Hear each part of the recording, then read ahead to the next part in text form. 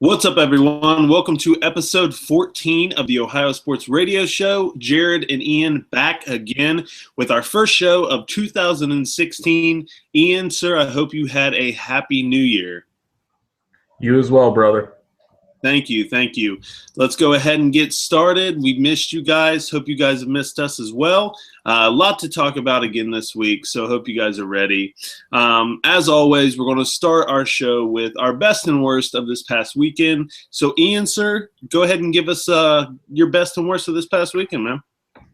My best comes from today. The announcement that Tom Coughlin will not be returning as New York Giants head coach.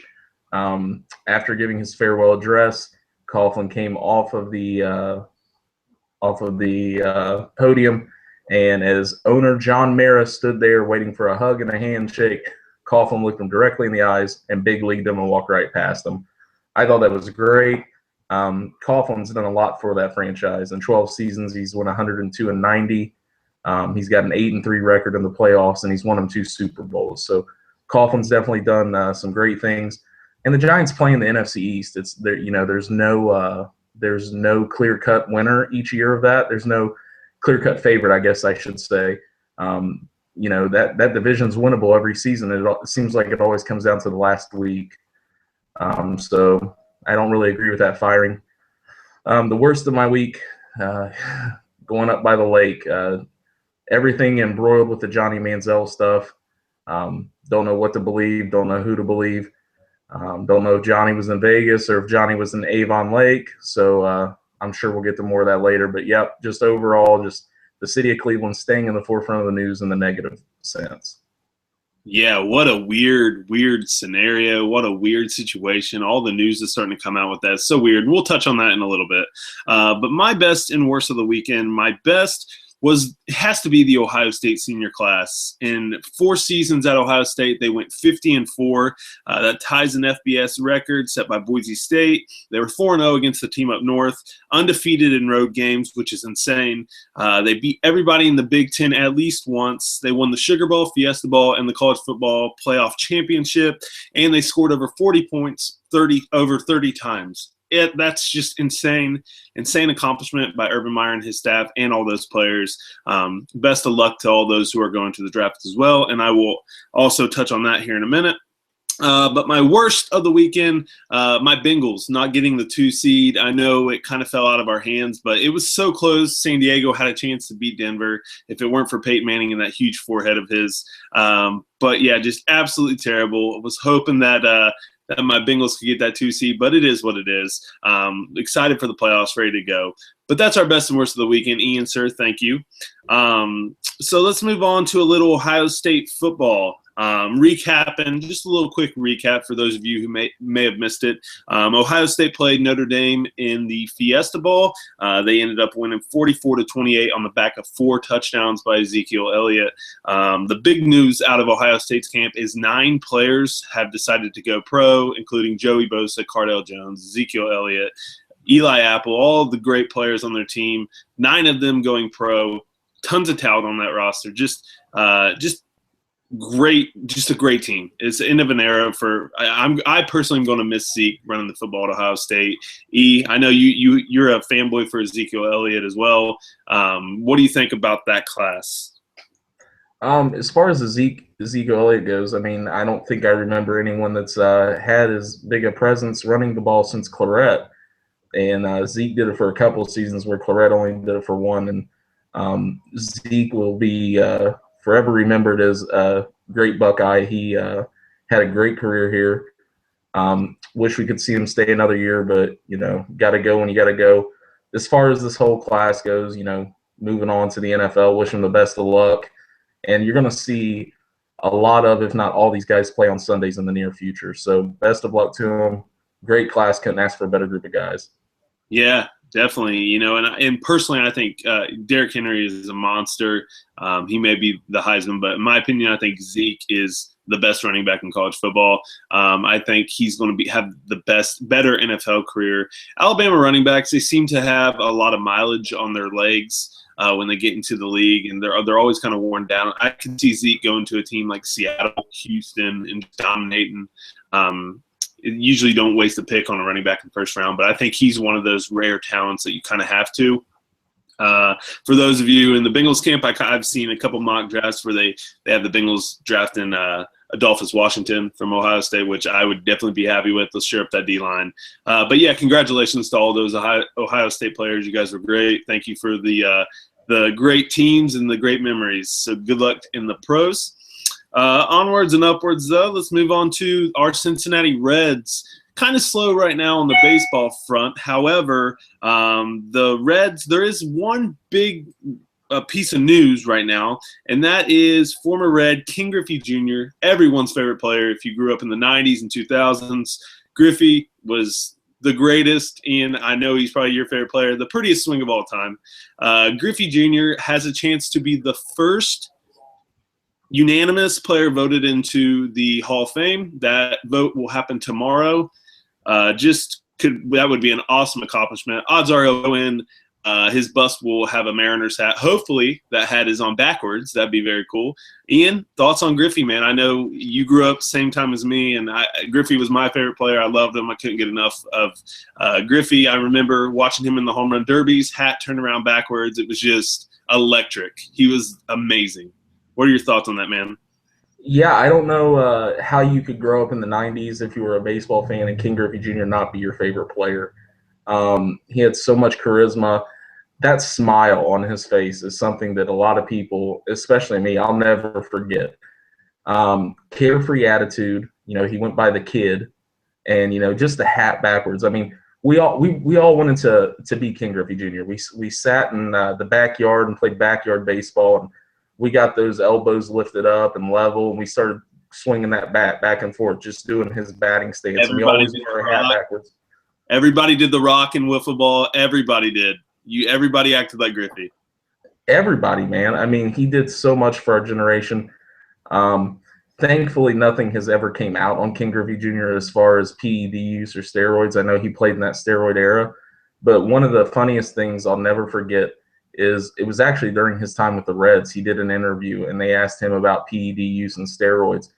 And King Griffey Jr., if you remember, he always wore long sleeves under his jersey. And they asked him about, did you ever use steroids or anything? He said, I was so ashamed of the size of my arms. That's why I always wore long sleeves. I think King Griffey Jr. played a steroid-free career, and I will go down to the day I die saying that. He was just phenomenal. I think, if his career wasn't shortened by injury here in Cincinnati, I think he had a real chance to break the home run record. I think he finished with 630 home runs, if I'm not mistaken. And he was the epitome of a ball player. He was everything you wanted to be. When I grew up, I wanted to be King Griffey Jr. He was phenomenal. Like you said, I hope he goes into the Hall of Fame in that bust. He has his hat on backwards. That'd be fantastic. I think that would be a genius move by the Hall of Fame. It's a museum. That's what the Hall of Fame is. It's a museum. It's for people to go see the history of the game. Griffey Jr. with the bust, hat on backwards, is a home run move by the Hall of Fame in Major League Baseball. I personally would love it. Junior was a hero idol for me. My parents still have a little card of me from T-ball where they would make those cards and they'd ask you put your height and weight and ask you your favorite player, and mine said King Griffey Jr. I am a huge hat guy. As those of you may see, I always wear a hat. I only wear Cincinnati Reds hats or any minor league team affiliated with the Reds, but I do have a Mariners hat, and that's a nod to Griffey Jr. He's just forever a folklore for all of us who grew up in that time. He's always going to be one of our favorite players, and he's one of the guys who did it right. So hopefully the kid can get in there with the unanimous vote. That would be awesome. And like Ian was telling me, I had no clue. Griffey will be, if that happens, he'll be the first. He's getting into the Hall of Fame, but he'll be the first number one pick to go into the Hall of Fame. Is that right, Ian? That's correct. He will be the first person ever selected that was drafted number one overall.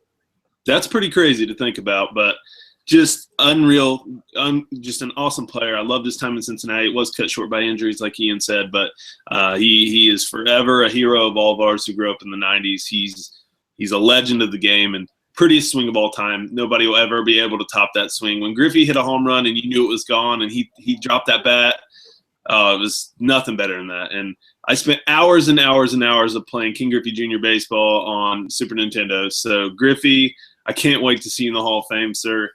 Congratulations from us at Ohio Sports Radio and everyone who was a baseball fan in the 90s.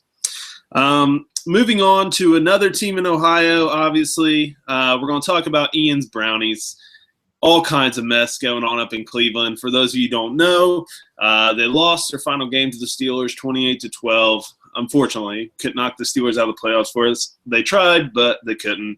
All kinds of stuff going on with Manziel right now. Just craziness. He was spotted, and he apparently was on concussion protocol and was supposed to report to the team facilities, but he didn't.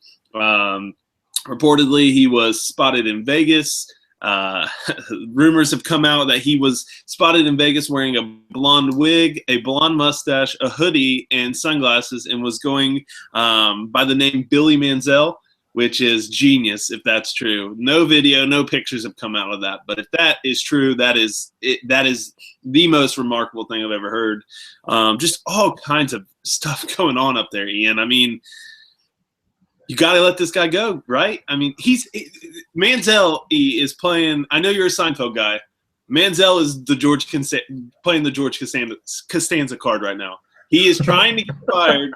Costanza tried to get fired from the Yankees to take the Mets job. He is doing that right now. He's doing everything in his power to get fired to go to the Cowboys. Is he not?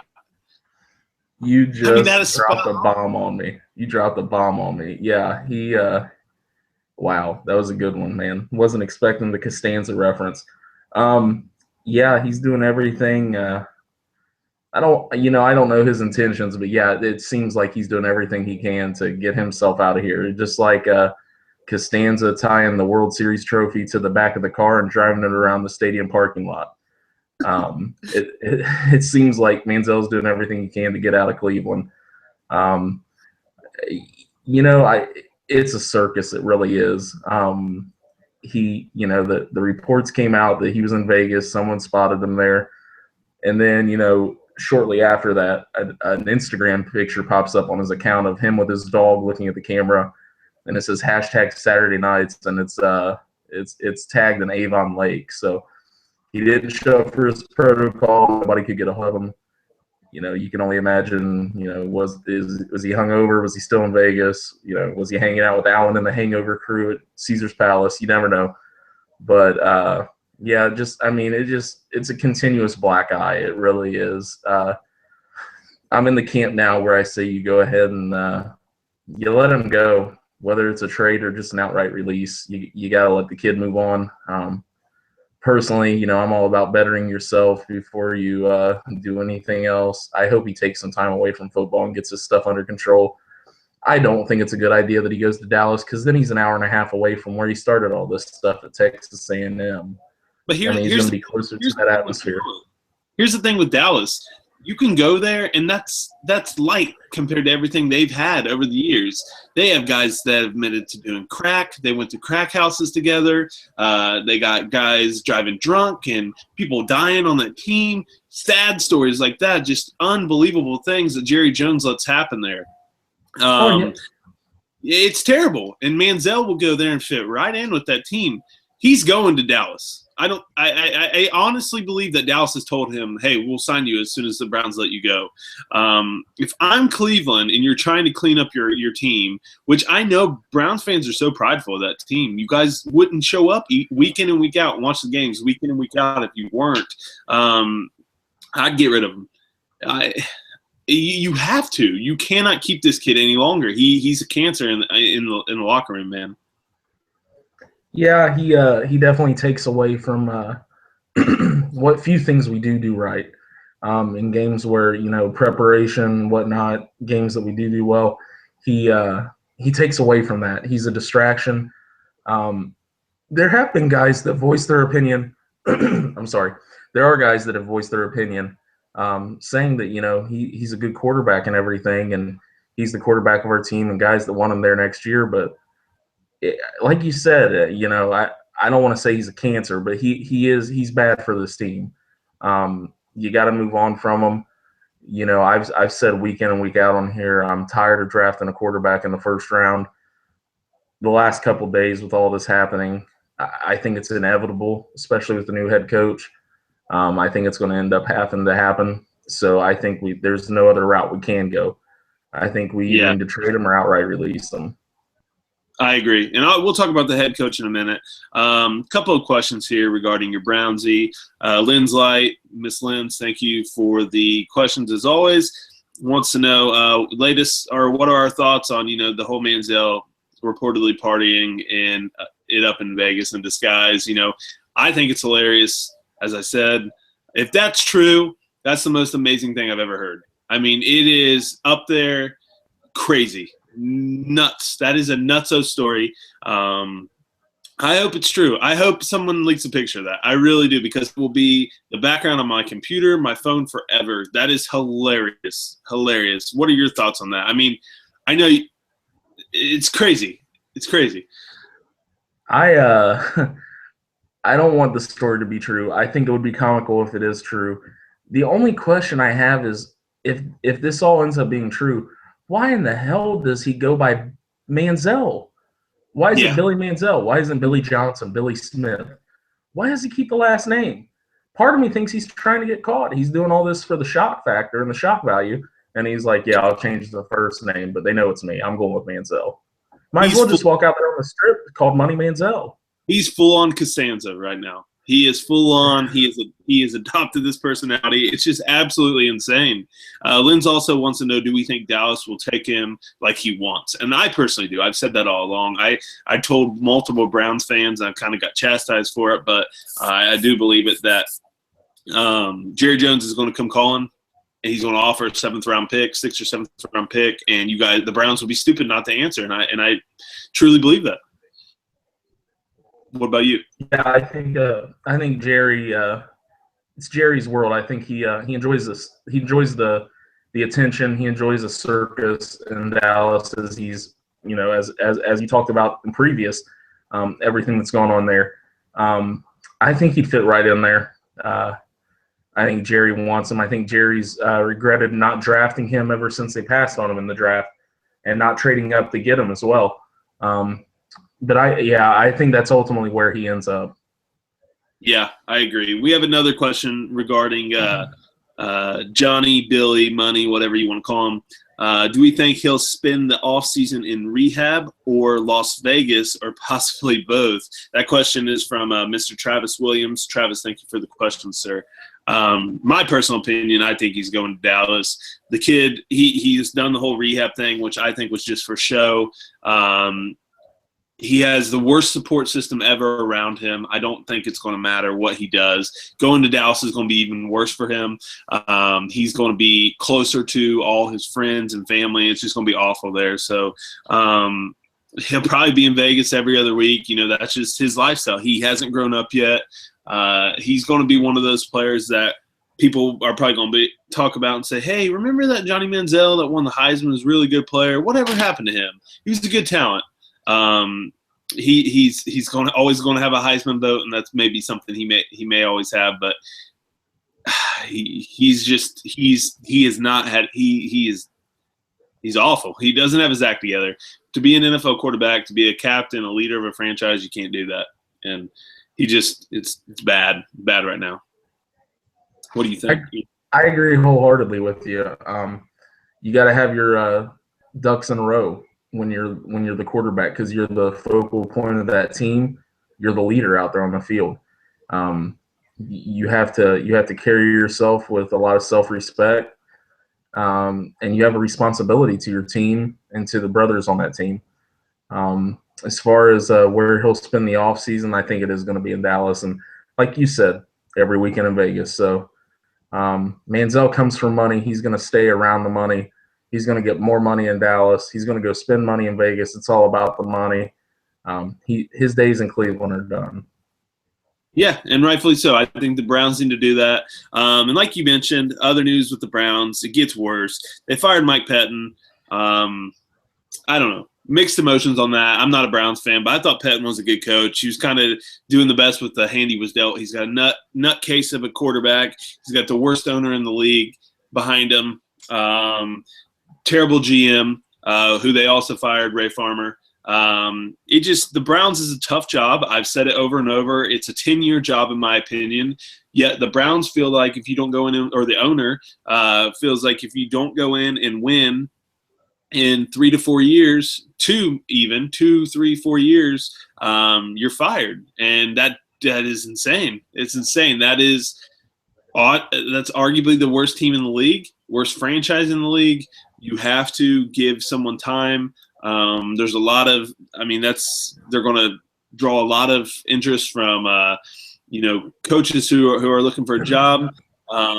Most recently, they've reached out to Paul Gunther, defensive coordinator from the Bengals.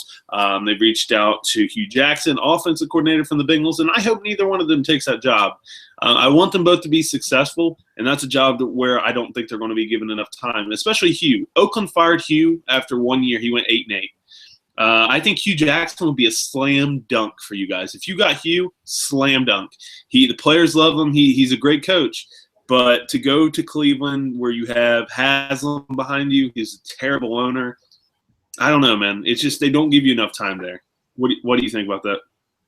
They don't give you enough time. If you don't win the AFC North title and make a playoff appearance and win a couple playoff games and cure world hunger within your first 2 seasons in Cleveland, you're on the unemployment line. Like what you mentioned with Hugh Jackson.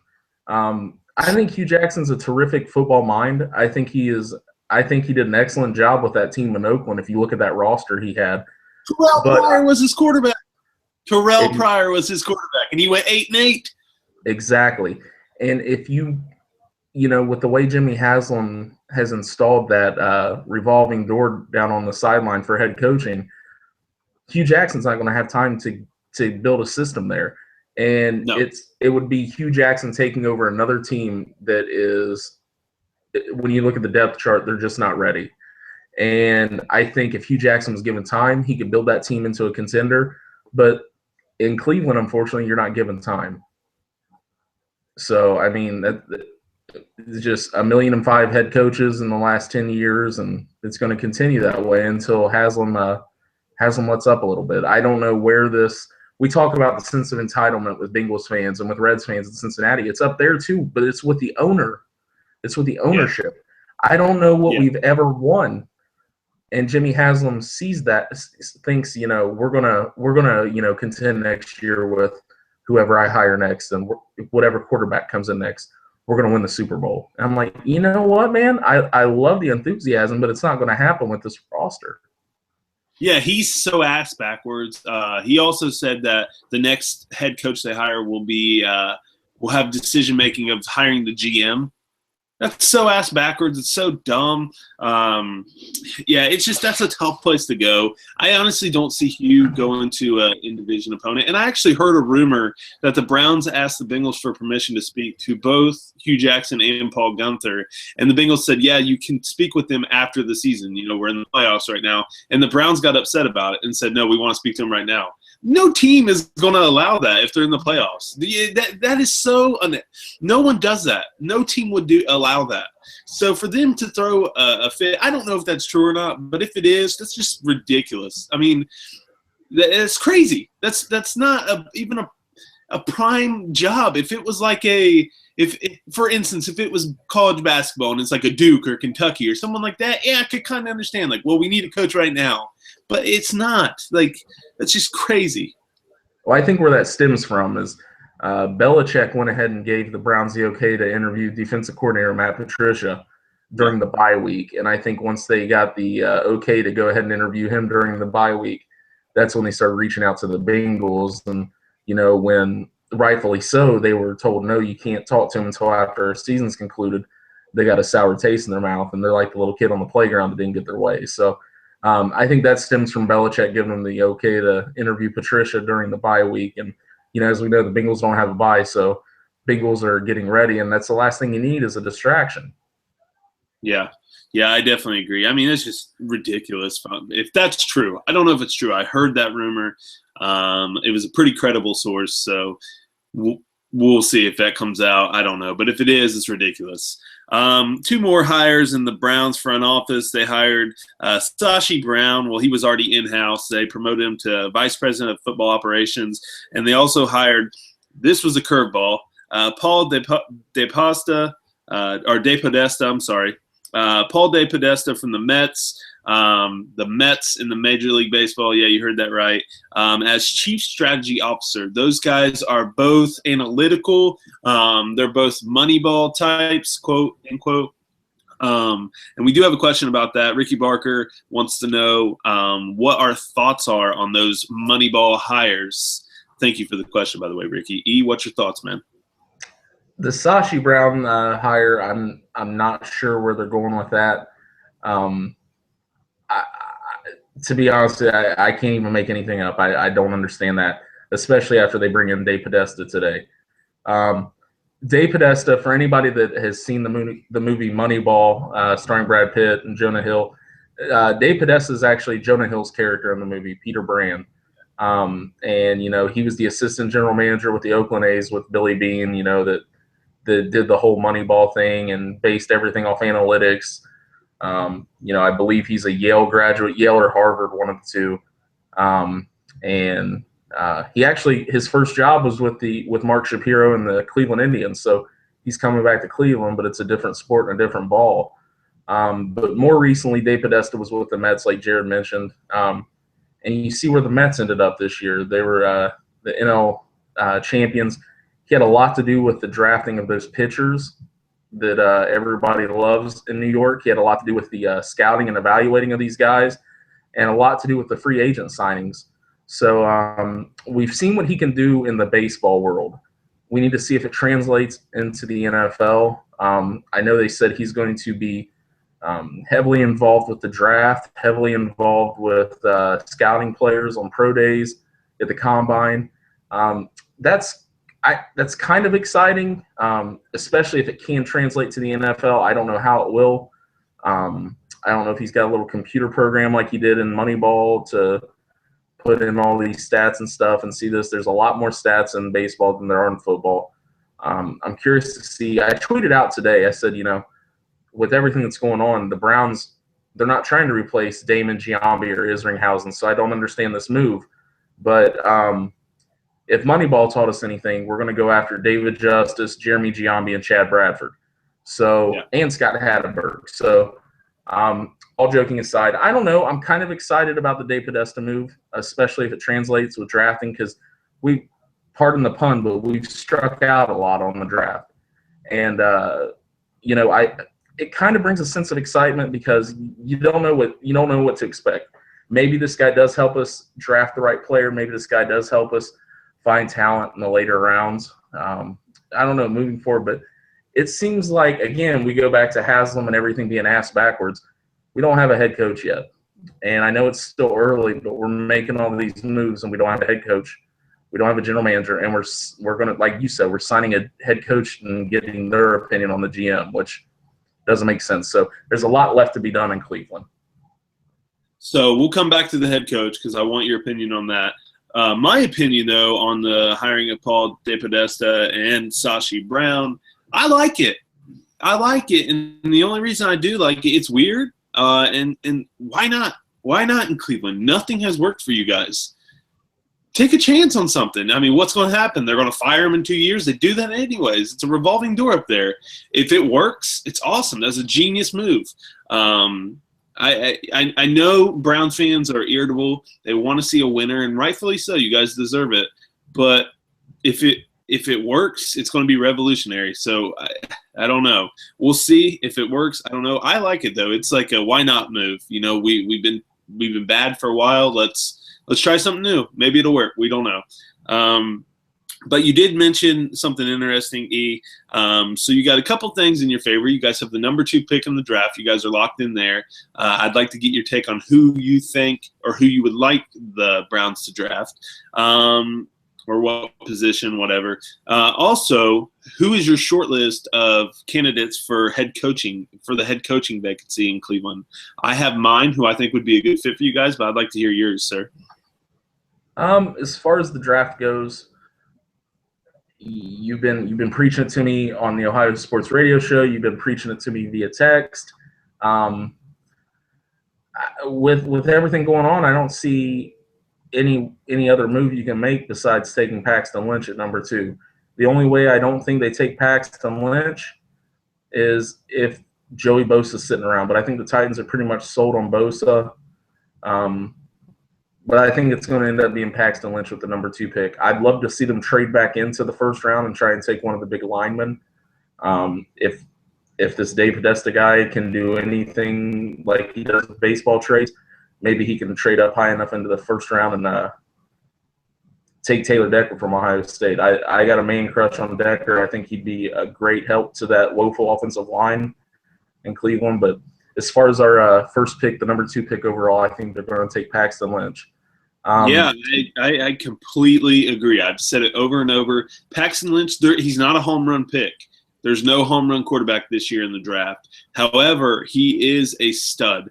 He had a bad bowl game, but whatever. I think he's a great player. He's tall. He's like kind of built like Osweiler. I think Osweiler is going to be pretty good in the league. But yeah, I like Paxton Lynch there. I know a lot of Browns fans don't want to take another quarterback. You guys are sick of it. I agree with you, and I've told other Browns fans that you guys will take Lynch if he's there. However, if Joey Bosa is sitting there, there's no way you guys pass on Joey Bosa. There's no way. Bosa would be a home run pick for you guys if he falls to you. However, I think the Titans take him. It depends on how his pro day goes and everything, but I think the Titans will take Bosa. But if he's there, you guys should take him. Also, you guys could look at shoring up that offensive line because it looks like Joe Thomas is saying he doesn't know if he wants to stay in Cleveland. Now, we go back a couple weeks of the Ohio Sports Radio Show. Denver offered you guys a first round, was it? And a later round pick for Joe Thomas, and you guys didn't take it. If you could go back, would you take that right now? Have 2 first-round picks where you could draft a tackle early or a big skill position player early and then a tackle later first round. Would you take that right now? Knowing what I know now, I would take that deal. I don't know if I fully expected Johnny to blow up this big. I didn't expect Pettine. I mean, deep down in my heart, I had a feeling that we were probably going to let Pettine go.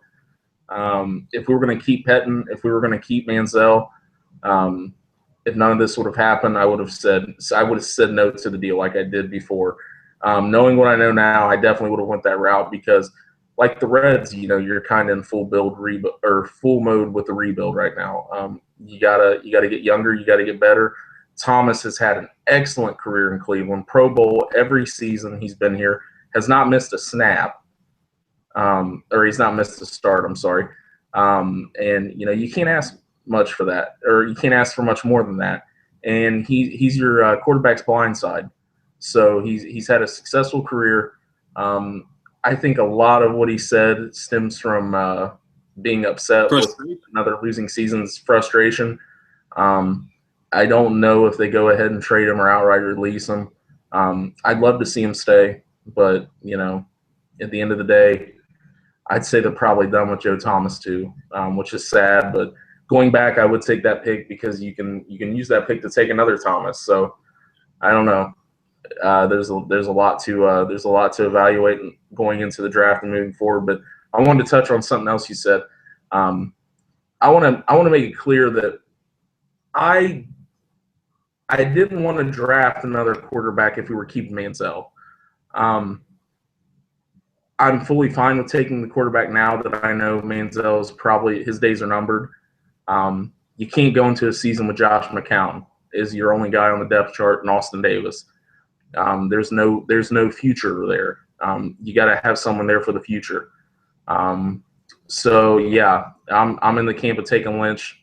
So we'll see what happens. Yeah, the 2 top quarterbacks in the draft are going to be Paxton Lynch and Jared Goff from California. I think Lynch is a better player. But if you guys draft him, the smartest thing the Browns could do is not let him touch the field in 2016. He doesn't even touch the field, in my opinion. Let McCown play. If McCown gets hurt, you bring in another quarterback. You let Paxton Lynch sit on the sideline and learn the game. Learn the NFL. It's a different style game. Let him learn. Don't let him get hurt. Shore up that offensive line.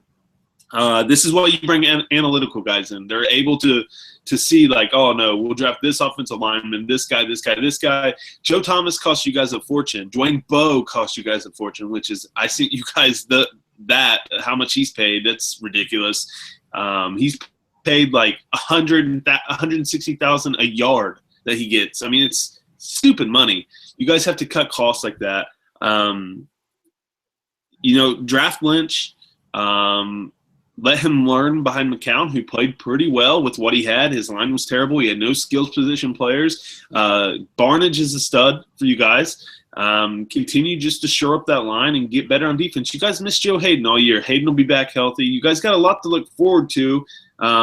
It can't get worse in Cleveland. I know everyone says, oh, it can. It can't. It cannot get worse than right now. So Cleveland fans, continue to stay strong. I know you guys will. But we got to touch on it real quick. Head coaching shortlist for the Cleveland Browns. Who are your ideal candidates? Like I mentioned earlier, I'd love Hugh Jackson, but not with this owner. Moving forward, I would say probably number one on my list is Matt Patricia from the Patriots. Defensive coordinator. He's been under Belichick for a few years. I think he'd have that fire. I think the guys could get behind him. I think he's been around winning enough to try and get the guys to buy into him. I don't really know. It's still kind of early. I know who I don't want. I don't want Chip Kelly. That's the one guy I do not want. If Manziel was staying, if Manziel had a better head on his shoulders, then fine. And then I'd be fine with them saying the head coach is going to have a say on the GM, because you got to give Chip Kelly, a guy like that, you got to let him have a say on the roster, because he has a specific system that has to be put in place. But right now, it's a very short list. I do like Matt Patricia. Like I said, I like Hugh Jackson, but not under this ownership. There's a lot of other guys. The Bears offensive coordinator, he's not a bad guy for the job. Gase? Yeah, Gase. It's a crapshoot. It really is right now moving forward. I know there's a lot of guys interviewing for a lot of positions.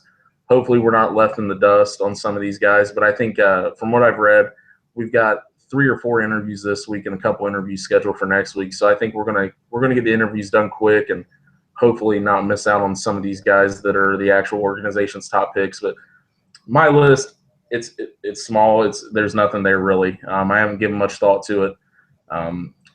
Off the top of my head, Patricia and Gase, I guess, would be the top 2. But I don't know. We'll see. What do you think? My top pick for you guys is Sean Payton. If New Orleans lets him go, I would trade whatever they want. I think they want a second-round pick for him. I'd do it. I would trade him. I would get a head coach in there with a Super Bowl winning mentality, get him in there, let him build his system. He's a great quarterback coach. He's done well with Drew Brees. Drew Brees wasn't good when he went to New Orleans. If you remember, he had a rough start to his career in the NFL. He revitalized that franchise. I like Sean Payton a lot. I don't think he gets out of New Orleans, though. I think they'll keep him. I like Patricia. He's that Belichick camp, man. You can't go wrong with that. Even though Marvin Lewis's tree is better than statistically than Belichick's, but that's whatever. That's neither here nor there. I like Patricia and Gase. Like you said, I like Adam Gase a lot. They're like names popping up like Shanahan. God, get out of the game, dude. Tom Coughlin, which he's 70 years old. Do you want a 70-year-old coach? Coughlin needs to retire and just kick his feet up. 2 Super Bowls, you're a Hall of Famer, man. But I don't think Coughlin would go to a job like that. I could see him.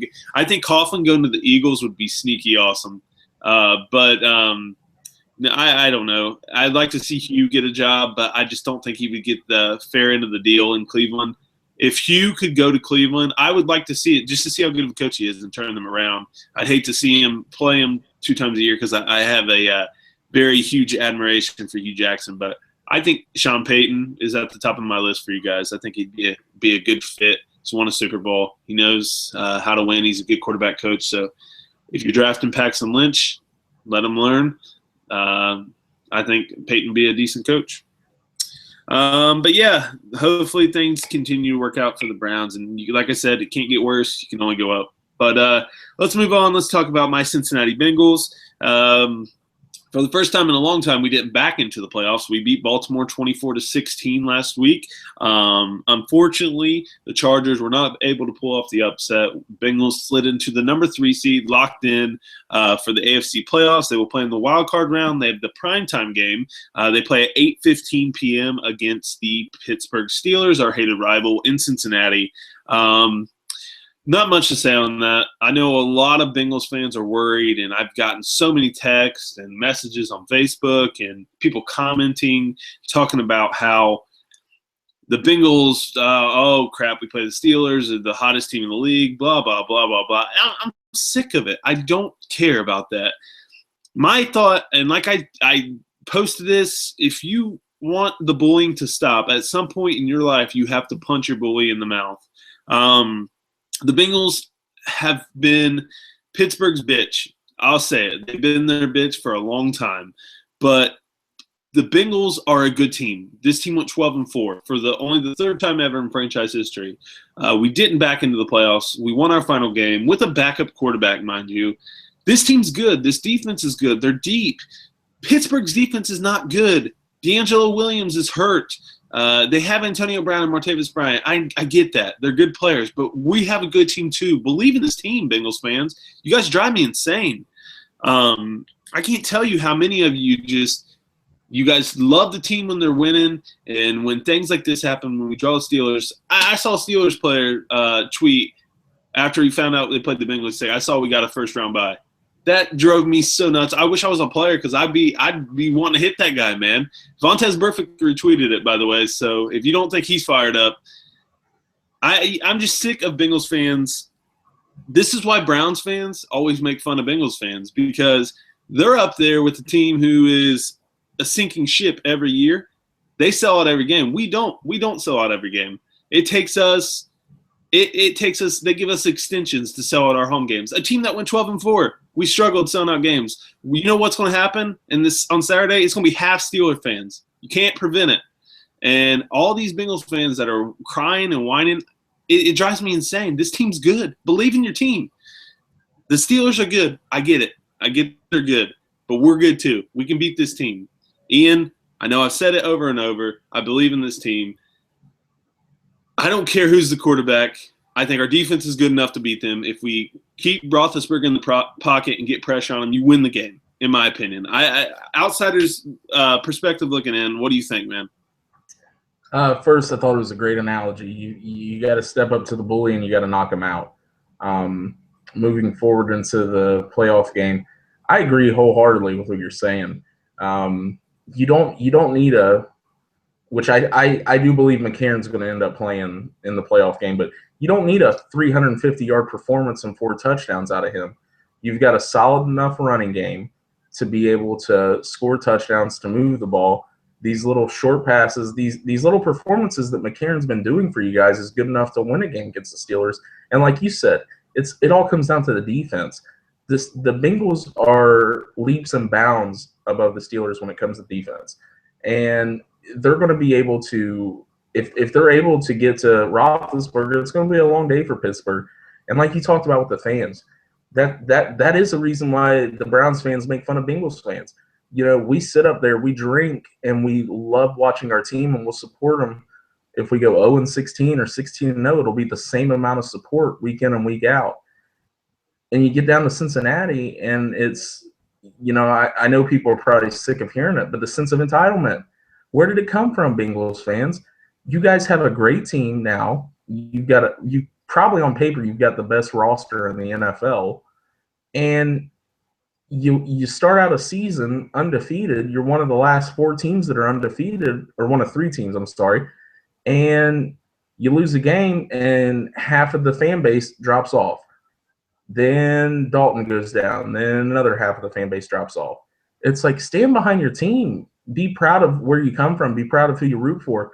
This is still a good team with A.J. McCarron playing quarterback. You gotta go in. You can't be going in and expecting doom and gloom and expect to lose, because that's what you're going to get if that's what you go in expecting. You guys are gonna. I'm just sick of it. It's bandwagon, and you live in that state. You live in that area. Yeah. Stay on the ship. I agree. Me and Ian got asked a question, and it was, what would it take for you to stop being a fan of your teams? And me and him were texting each other like, everything bad has happened to us. What do you mean? The Browns rip Ian's heart out week in and week out every year. I grew up in the 90s. I was a Bengals fan in the 90s. We had season tickets. I mean, it was awful. You go to games and there's 1,000 people there. I remember this team. I've told you guys over and over on this show, I preached about how going to games and picking tickets off of windshields and going into games for free. The Bengals were terrible. When Marvin Lewis took over in 2003, they were voted the worst sports franchise in North America, all sports. And here we are, 5 straight playoff appearances, and we got Bengals fans whining because we drew the Steelers first round. Who do you want to play? Who do you want to play in the first round? Do you want to play New England? No. Do you want to play Denver? Yeah, I'd like to play Denver again, but not really. They're really rolling right now. Do you want to play Houston, who's had our number, or Kansas City, who's the toughest team, one of the hottest teams in the league? No. We got to beat somebody. Every team in the playoffs deserves to be there. You have to beat somebody at some point. I get it. I get the frustration. Fuck Pittsburgh. I'm going to say that right now. Fuck them. I hate them. We can beat Pittsburgh. Okay? I'm sick of all these Bengals fans coming to messaging me and blowing up my phone. Believe in this team. They're 12-4. They're one of the best teams in the league. We said it all year. Pittsburgh, did I miss where their defense got good? Ian, did I miss that? Because they're terrible. They're one of the worst defenses in the league. I get Roethlisberger is good. I get it. I know he's good. I know Antonio Brown's good. I've said on this show he's the best wide receiver in the league. But the Bengals have good wide receivers too. They got a good team. All they need is A.J. McCarron, like you said, Ian, like I wrote about. They don't need him to wow you with his numbers. He just got to take care of the ball. This defense is good enough to win the game. They have good enough weapons. They got Eifert back. They got a healthy line, one of the best in the league. If Jeremy Hill can run the football like he did yesterday or on Sunday, A.J. Green, come on. Believe in this team, guys. Get behind this team. Let's go. Let's. There's no better way to end our playoff winless drought, our drought against the Steelers, and our primetime drought than win our first playoff game in forever against the Steelers in Cincinnati. Fuck the Steelers. And to resonate something you said, Jared, you said, who do you want to play right now? And you reeled off a list of teams that have our number, like the Texans. You reel off the Patriots. Nobody wants to play them. And you reel off the Broncos, who are rolling right now. And you got Kansas City, who's won 10 straight. If I'm a Bengals fan, yeah, okay, I understand what's happened with the Steelers in the past. This is a team you prepare for twice a year already. You prepare for them twice a year already. Why would you not want to play the Steelers? You beat them once. Let's do it again. Yep, I agree. Get a pass rush on them. Get to Roethlisberger. You get to Roethlisberger, you win the game. I guarantee it. If they can get to him, they will win the game and disrupt him. Can't let him – he's been a thorn in our side. He's lost a step. Get to him, put him on his ass, you win the game. Got a couple Bengals questions here. One's from Jake Paris. He says, all the talk has been about Andy Dalton's thumb injury, while the media has been somewhat mum on D'Angelo Williams' ankle. For those of you who don't know, D'Angelo Williams, a running back at the Steelers, got his ankle rolled up on him last week against the Browns. He had to leave the game on a cart. He was seen in a walking boot. But Jake wants to know, with that being said, if you are Paul Gunther, defensive coordinator of the Bengals, does your defensive game plan change much? No, I don't think so. I think that the game plan is – I'm not worried about the run. We got a great defensive line. We have to disrupt Ben. You have to. I know Antonio Brown's going to get his yards. He's great. But we can't let Ben beat us. So get to Ben, win the game. That's my opinion, Jake. I don't know about you, E. I agree. Nothing changes. Nothing changes from the first 2 times you played this team. Nothing changes in preparing for them. Nothing changes on the defensive side. Your defense is strong enough to carry you. Yeah, I agree. And for those Bengals fans who forgot, we beat the Steelers once this year. So we can absolutely do it again. But thank you, Jake. Great question. Another question, Miss Lynn's Light. Her second question, she wants to know, how do we see Saturday's playoff game between Pittsburgh and Cincinnati playing out? I'm always taking the Bengals, Lynn's. You know that. If you watch this show, I never go against them, and I'm taking them. I won't ever pick the Steelers over the Bengals, so I'm taking the Bengals, in my opinion. We'll get to our picks here in a minute. One final question. I thought this one was pretty good. Zach Branson wants to know, if the Bengals win on Saturday, what do we do? And he said, I really don't know what happens when we win a playoff game. I mean, he's like, what do we do? Could you guys help me clear that up? He said also, if they lose, what alcohol heals the pain the best? And Zach, my personal advice, stick that alcohol in a box, put it in the closet because we're not going to need it for a while. As for what do we do? Celebrate, brother. You just go streaking or something. I don't know. I'm going to if and when the Bengals win on Saturday, I'm running around the neighborhood. Clothes will probably be shed, and it's going to be a very fun night. And then you may want to pull that alcohol back out and celebrate. But yeah, thank you, Zach, Linz, everyone who asked questions.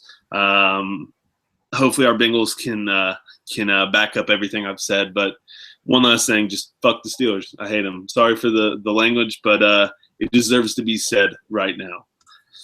So moving on, our NFL pick recap. E, you want to recap our picks from last week, sir? Do it. The last week of the regular season, Chris won. He went 9-7. Jared and I, we both finished 7-9. For the season, Chris has 9 weekly wins. Jared has 8 weekly wins. I'm out of the game with 5 weekly wins. Overall records right now, Chris and Jared both tied for the same overall record at 151 and 104. I'm not going to go over mine. I'm so far out of it, but you guys are still in it to win it with the playoffs coming up. So we did factor the playoffs in, for those of you who are wondering. And it's big because this is do or die time now. So, E, are you ready for our NFL playoff picks of the week? Let's do it, brother. All right, wild card round, the Saturday games. We have the Pittsburgh Steelers on the road taking on my Cincinnati Bengals and Chris's Cincinnati Bengals in the jungle.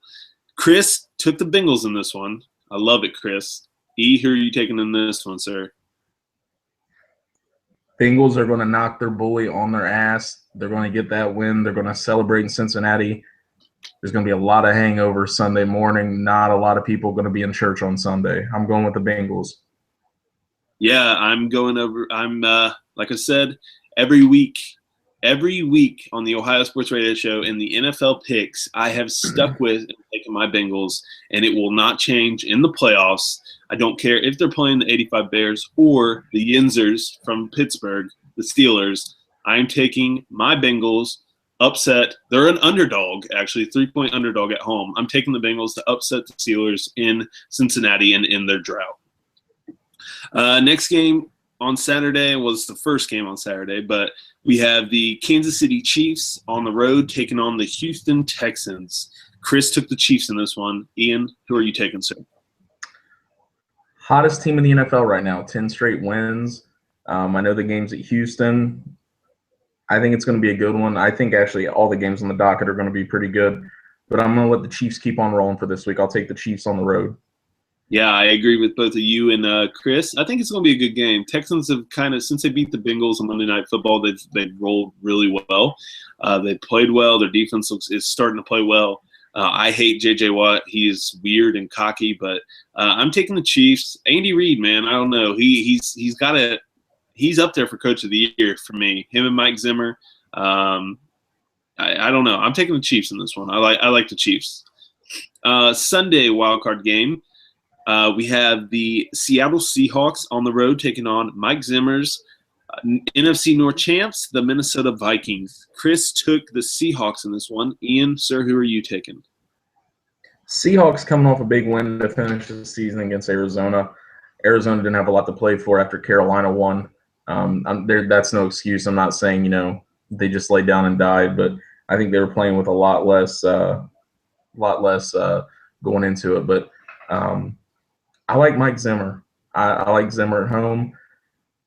It's a bold pick, but I'm going to go with the Vikings to get it done at home against the two-time defending NFC champion, the Seattle Seahawks. Taking the Vikings. if you're going to get back into it, you got to be bold, right? So, in the beginning of the year, I picked the Seahawks to go to represent the NFC, the Super Bowl. I'm going to stick with that. The Chiefs are the hottest team in the league. The Seahawks are right behind them. Russell Wilson's playing out of his mind, and what's helped them is Jimmy Graham going down. Once Jimmy Graham went down, they realized, oh, we don't have to throw to him. We did pay him a ton of money, but we don't have to throw to him. They got Marshawn Lynch back. I'm taking the Seahawks in this one. Teddy Bridgewater's a young quarterback starting his first game. It's going to be kind of rough for him. But I hope the Vikings win, but I'm taking the Seahawks. Last game in the wild card round, we have the Green Bay Packers on the road taking on Kirk Cousins and the Washington Redskins. Ian, Chris took the Packers. Who are you taking, sir? I'm going to stick with the Marvin Lewis trio coaching. I'm going to go with Jay Gruden. I'm going to go with the Redskins. Kirk Cousins has played phenomenal football. I was not a big Gruden fan early in the season. The more and more I watch this team, I think he does know what he's doing. I think he's done an excellent job there, and I think the players are buying into it. The Packers are a team that's hit. I mean, they've been dealt a terrible hand this year, and Aaron Rodgers is starting to deteriorate. He's getting tired. I'm not saying he's towards the end of his career, but just this season in general, it's been a lot. It's weighing heavy on him. I think the Redskins get it done this week. Yeah, I agree with you. I'm taking Kirk Cousins. He won me my fantasy league, and for those of you who haven't watched him, he's no fluke. He's playing very good football. Like I wrote about, Jay Gruden he's hit a home run with Cousins there. I think his best coaching decision was to bench RG3, who people forget was the rookie of the year when he came in the league. Yeah, Jay Gruden's done a fantastic job, like you said. I'm taking the Redskins in this one. I like them to knock out the Packers, and yeah, if I told you at the beginning of the year, Redskins, Packers, one quarterback's on a roll, you would guarantee it was Aaron Rodgers. But Kirk Cousins, I like him. I'm going to take the Redskins in this one. So those are our NFL picks, playoff picks. Hopefully we can see a Bengals win. I would love it. Like I said, I don't think the neighbors or the Germantown police would like it, but I will run through the neighborhood if the Bengals win the playoffs. But, yeah, thank you, Chris, for your picks. E, thank you for yours, sir.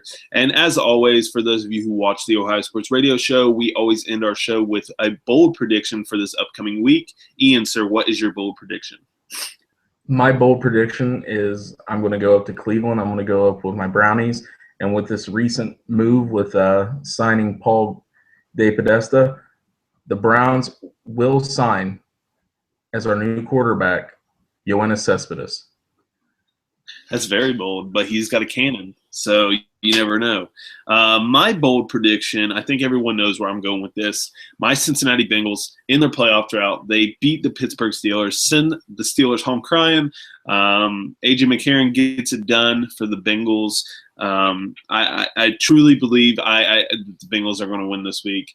I'm very optimistic. I'm not just saying this because it's my team. I truly, truly, truly believe that the Bengals have the better team. And I think if you want to get respect, no one ever talks about the Bengals. No one's given them any respect or love. But if you want to earn that, you have to beat teams like the Steelers. The Bengals have to get this off their back. I'm taking the Bengals. That's my bold prediction. When we do this show next week, the Bengals will be preparing for New England in Foxborough. So that's our show. That is episode 14 of the Ohio Sports Radio Show. Hope you enjoyed it. Thank you for everyone who continues to watch our videos. If you like this video, give it a like on YouTube. We appreciate that. Thank you for everyone who just continues to read our stuff. Check out our website, ohsportsradio.com. Follow us on Twitter at Ohio Sports Radio. Like our Facebook page. Comment. Interact with us, guys. Thank you for everyone who sends in questions. You guys are awesome. We really do appreciate it. We have a lot of big plans in store for Ohio Sports Radio this calendar year. So thank you for everyone who continues to support us, read our stuff. We appreciate it. Like I said, Ian, I appreciate your help every week, sir. Thank you. Do you have anything else to add? I do not. Let's keep this ball rolling into next week. Yep, absolutely. And Hoo Day, Ian. Hoo Day. Thank you, everyone. Hope to see you next week. Hoo Day.